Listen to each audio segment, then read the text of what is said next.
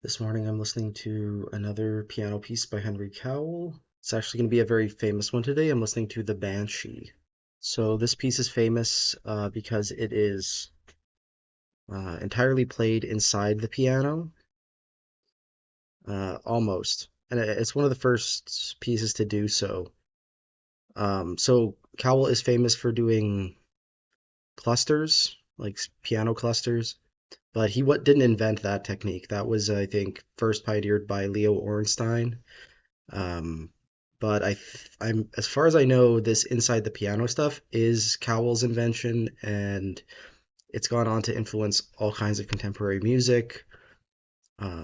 As one could imagine, it's 1925 or so it was composed, so it's been 100 years since people started doing this. Obviously, a lot of music since then has used the same technique, um, and obviously this notation that he went with the circled letters did not catch on. People have found much better ways to notate this.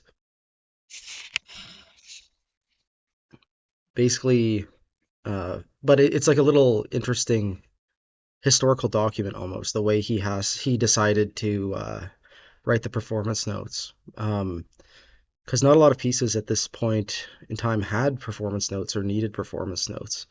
But we're getting into the realm of extended techniques.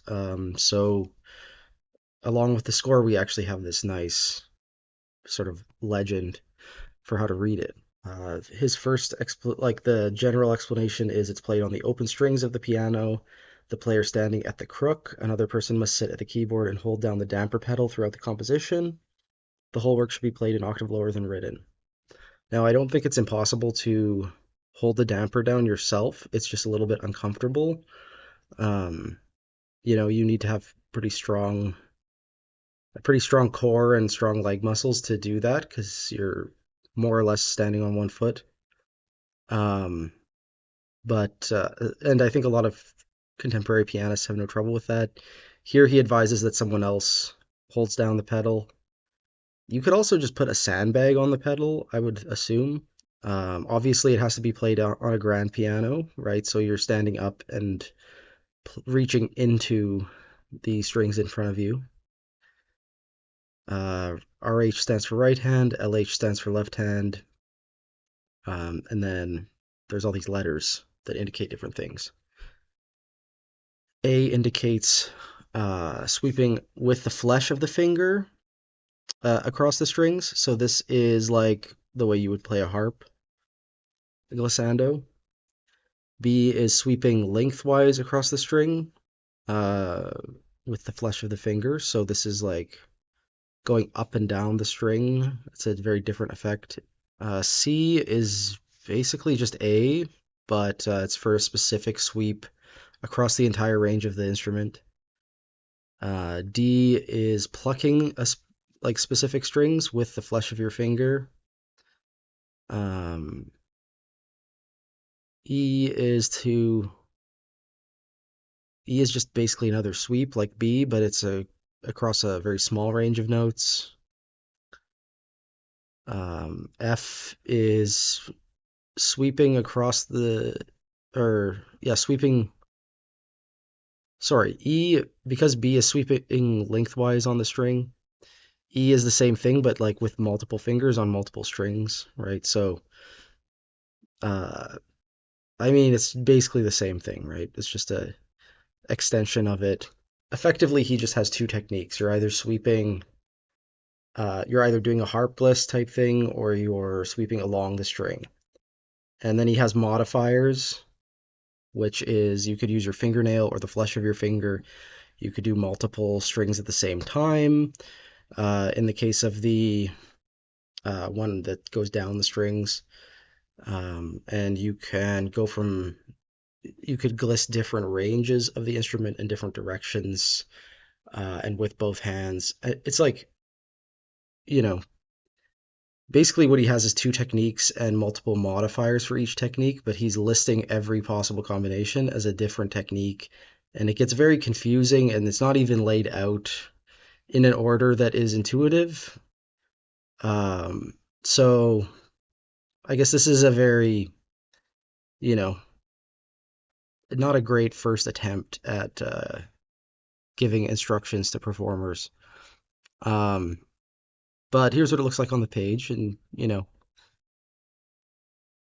I think graphically it makes sense, right? You have glisses, like a glissando symbol that's going up through the pitches for what you would imagine is a harp gliss, and then when you land on a specific note and you're sweeping lengthwise, it's just like a continuation of the note, right?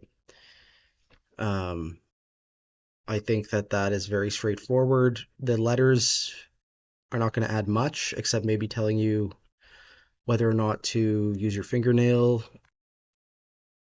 The pizzicato is, I think, would be a third technique. Yeah, that's a different thing. Maybe I can find a performance history on this thing. Like maybe it was controversial when it was premiered. Yeah, first piece performed entirely free of the keyboard. Due to the performance style, it was a disruption of the contemporary expectations of piano recitals, intended to create discomfort for the audience as well as the pianist. I think that's a good way of summarizing it. Like this is a controversial thing to be doing. And for some reason the score is notated an octave higher than it should sound. I guess yeah, it should be the very low strings of the instrument. That's kind of interesting. Um and yeah, this the Banshee is the inspiration for it. A wailing spirit. Well, I'll try to find an interesting performance.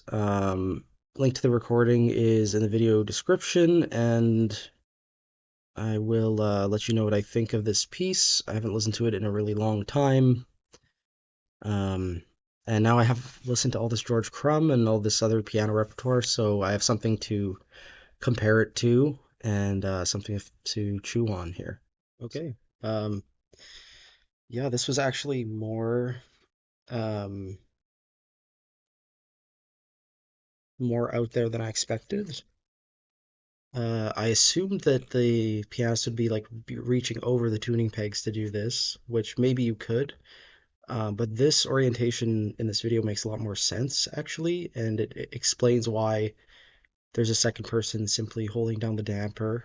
Um, and yeah, I guess it just didn't click in my brain how this would look visually, and it's actually very theatrical and powerful, and I would love to see this in a concert, actually.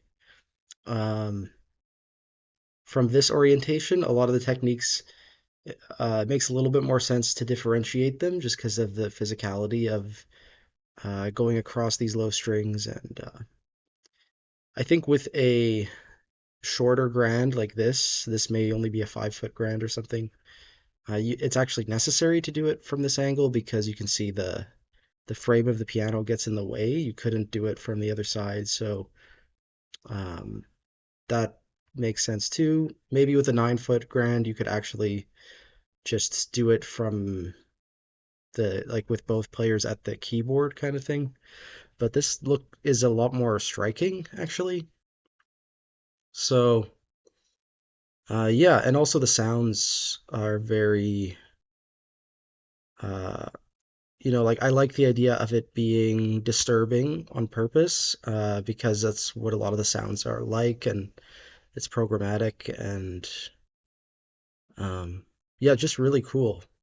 I think when a lot of people do stuff inside the piano, I'm not talking about George Crumb here, but a lot of composers do it because they feel like they have to sound contemporary, and that's totally the wrong uh, use, I think. I think it is always going to be theatrical and dramatic, and you know, this application makes a lot more sense. And I think a lot of George Crumb's music is theatrical and creepy, and there's always some programmatic reason to be playing inside the piano. I don't think it's just purely technical.